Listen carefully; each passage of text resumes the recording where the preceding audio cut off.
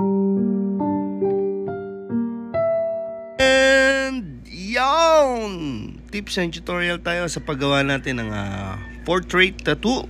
Nakalive yan sa Meo TV FB Live. Search nyo lang po from start to finish. Nakalive po tayo. So ito po yung tips and tutorials using 3RL, 7RM, 11RM, and 25RM. Gumagamit din ako ng 11M1 sa buhok-buhok, yung mga dark doon. Tapos highlights ko is either 5RL, 7RL. Yeah. Sa solid white. Ang voltage nga pala na ginamit ko dyan is less than 6 voltage. Naglalaro lang doon. Pwede nga 5.4, 5, 5.6 something, depende sa balat. So with shade, left to right, up down, depende. So katulad nito sa ilong, gumagamit ako dyan ng 7RM na medium tone. Ang pinaka the best na tips para makagawa ka ng blend ng dark to light is pag galing ka ng mid-tone, ito sample muna to, itong 27RM na yan. Galing akong mid-tone, yan. Tapos para magkaroon ako ng mas light sa mid-tone, sasawsaw ko muna sa tubig, lilinisin ko muna yung needle, tapos sasawsaw ko siya sa 20%, yung parang light. And then sawsaw ulit sa tubig, saka magsasawsaw sa very light para mag dark to light siya. Pag po kasi galing ka sa mid-tone or dark, tapos sinawsaw mo siya sa mid-tone, tapos para mag-blend sasawsaw mo sa light tone, hindi ho siya magbe-blend eh. Ang mangyayari ho, didilim. Kumbaga yung mid-tone mo na akala mo sinawsaw mo sa light tone, hindi siya magla-light. Kumbaga magda-dark pa rin po siya. So dapat kada gamit mo ng like for example mid-tone, sawsaw ka ulit sa tubig bago ka mag-light tone. So pwede naman kung galing kang mid-tone tapos magda-dark ka, pwede mo diretso sawsaw kasi pa-dark nga yung gusto mo mangyari. So yan, katulad dyan sa ilong, light na yung gamit ko dyan. Ito nga pala isa pa sa tips mga kapatid. Ang mid-tone, pagka ang gamit mo is 27RM, sobrang mid, kumbaga parang mid-tone yung dating niya. Kumbaga parang gitna ng dark to light. Ngayon, pag ang gamit mo naman is 11RM, yung mid-tone mo parang nagkakaroon siya ng konting dark. Kumbaga mas dark siya sa mid-tone. Parang yung mid-tone is 50%. So nangyayari nagiging 60% siya. Ito pang isa pa sa tips. Pag naman yung mid-tone mo ang gamit mo naman is 7RM, mas maliit na needle, yung mid-tone mo nagiging parang 80% siya. Parang nagiging mas kapatid na siya ng dark. So ang isa lang naman na gusto kong maparating sa inyo is the more na lumiliit yung needle at yung percentage ng ink na sinasawsawan nyo, nagda-dark siya.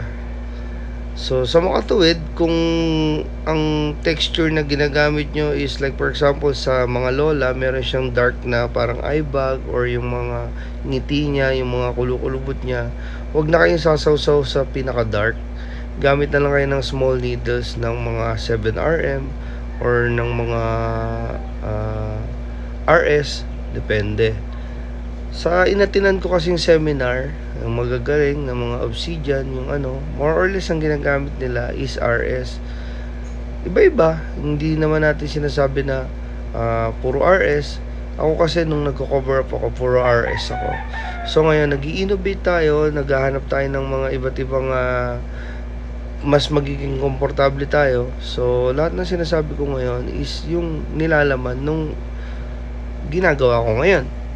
So yan, katulad yan, light tone lang yan eh. Yan, mid-tone yan, light tone to mid-tone yan. So yan, gilid ka muna, tapos sawsaw ka sa light tone, papasok yan, para magkaroon ng dark to light yung noo. Yan, makikita nyo yan dyan eh. So ayun, sa lahat ng gusto magpatattoo dyan.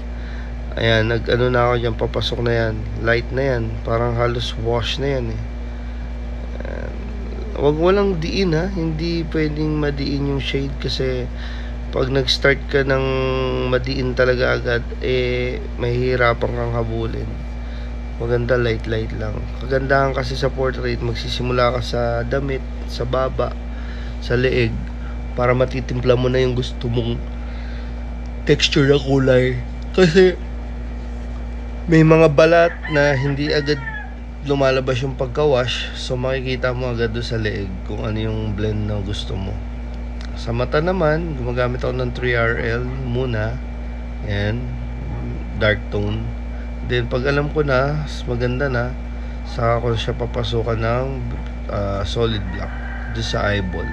Pero ang ginagawa ko, like for example, may mga pilik mata siya, dinadirect ko na siya ng solid black lining na para hindi walang overwork ba.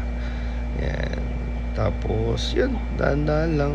Sa eyebag naman, yung pinaka eyebag, kahit nakikita nyo sa reference na dark siya, huwag nyo siyang sisimulan sa dark kasi matitigas tignan. Kaya maganda gawin nyo light tone muna, mid tone to light tone, then dahan-dahan lang yung voltage. Pwede nga mag light tone muna kayo eh, tapos ang gagamitin nyo 7RM eh, kasi yung light tone pagka 7RM ang gamit nyo, halos nagiging mid tone siya. Ngayon sausaw sa tubig, tapos wash na lang para yung eyebag is mapasabog nyo siya ng dark to light. Yun lang naman. So available po tayo lagi 24/7 home service. Pwede dito sa shop natin, Buhay na Tubig. Lahat po ng gusto kong gawin ngayon is puro portrait. Nagko-cover up din tayo color black and gray. Pero sa portrait po meron po tayong 50%. Kung hindi pa kayo available, down lang ho kayo to secure yung 50% po. Innovate, maraming kompi eh. Meron 13 Alfonso, merong Ink Show sa Makati 20, sa 27 Bacoor. Sana may mga model po na mag-inquire sa akin. Salihan po natin lahat. So ito nga pala yung lola ni Bossing. Yan. Kung mahal mo, ipatattoo mo. Pag girlfriend mo, mahal mo, patattoo mo. Cover up na lang pag nag-iwalay na. Boss, magaling. Sobrang smooth ng gawa ni Boss Miro TV. Hindi tayo nagkamali. Kung kaninong tattoo artist tayo magpatattoo, sobrang solid, boss. Anytime, anywhere. Available, Boss Miro. Yeah, 24/7 kahit saan. So meron tayong mga petition April 13, 27. Maraming upcoming. Mag-e-ensayo tayo na mag-e-ensayo, bakbak ng bakbak para lalo tayong mag-improve. Si ma'am, pakita natin ma'am. Ay, ma'am. So, kaibigan, maraming salamat ha. Boss, thank you. Thank you so much.